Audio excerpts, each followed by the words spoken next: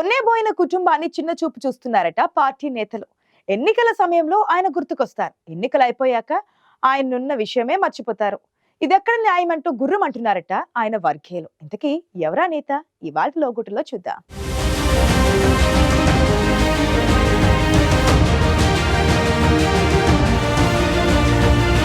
బాబు వస్తే ఈ బాబుకు తప్పకుండా న్యాయం జరుగుతుందనుకున్నారు ఆయన వర్గీయులు. అనుకున్నట్టే బాబు వచ్చారు. చాలా మందికి పార్టీ జాబులు ఇచ్చారు. కానీ పొన్నెబోయిన కుటుంబాన్ని మాత్రం మరిచారు. పొన్నెబోయిన కుటుంబం అంటే నెల్లూరు జిల్లాలో తెలియని వారుండరు. తండ్రి మాజీ ఎమ్మెల్యే అయితే కొడుకు జిల్లా పరిషత్ చైర్మన్ గా పనిచేశారు. సింహపురిలో రాజకీయ ఉద్దండుల ప్రస్థానం కొనసాగే సమయంలోనే పొన్నెబోయిన కుటుంబానికి ప్రత్యేక గుర్తింపు ఉండేది. మాజీ ఉపరాష్ట్రపతి వెంకయ్యనాయుడు మేకపాటి కన్నా ముందే రాజకీయ నేపథ్యం ఉన్న కుటుంబం. బలమైన బీసీ సామాజిక వర్గానికి చెందిన పొన్నెబోయిన చెంచురామయ్య యాదవ్ 1972లోనే మెట్ట ప్రాంతమైన ఉదయగిరికి ఎమ్మెల్యేగా పనిచేశారు.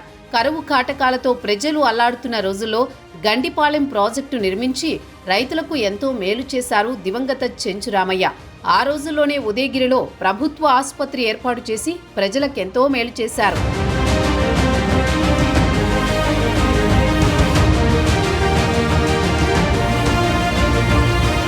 మాజీ ముఖ్యమంత్రులు కోట్ల విజయభాస్కర్ రెడ్డి, నేదురుమల్లి జనార్దన్ రెడ్డితో పాటు ఆనం కుటుంబంతో కలిసి రాజకీయాలు చేసిన ఘనత పొన్నెబోయిన చెంచురామయ్యది.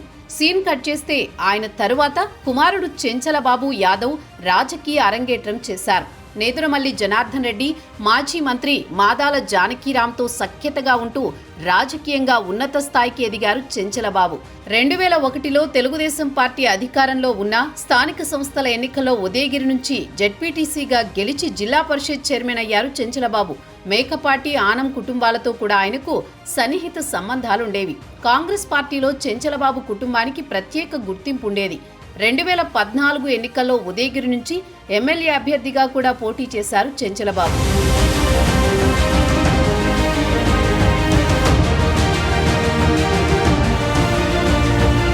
పొన్నెబోయిన కుటుంబం నుంచి కాంగ్రెస్ పార్టీలో తండ్రి కొడుకులు ఎమ్మెల్యేగా జెడ్పీ చైర్మన్ గా పనిచేశారు. తండ్రి జలాశయం నిర్మిస్తే కొడుకు జిల్లాలో ఎన్నో పాఠశాలలు, ప్రభుత్వ భవనాలు, రోడ్లు నిర్మించి ప్రజల మన్ననలు పొందారు.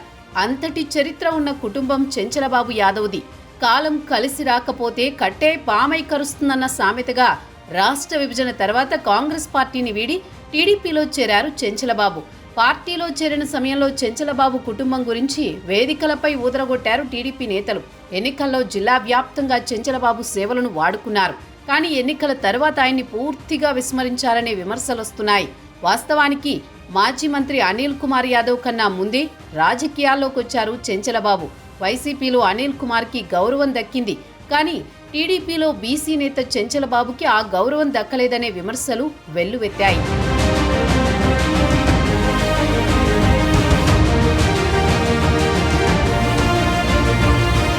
2019లో చెంచలబాబు యాదవ్కి టీడీపీ టికెట్ దక్కలేదు. అయినా అదేమీ మనసులో పెట్టుకోకుండా పార్టీ కోసం పనిచేశారు. 2024లో నెల్లూరు జిల్లాతో పాటు ప్రకాశం జిల్లాలో అబ్జర్వర్గా కూడా ఆయన సేవలను పార్టీ వాడుకుంది.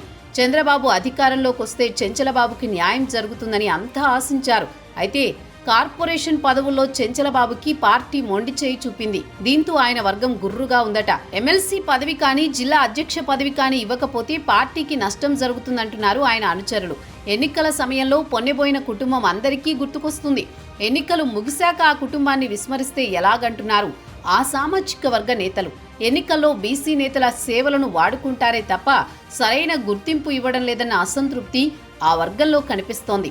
ఇప్పటికైనా ఆ బాబు ఈ బాబుని గుర్తిస్తారో లేదో వేచి చూడాల్సిందే మరి.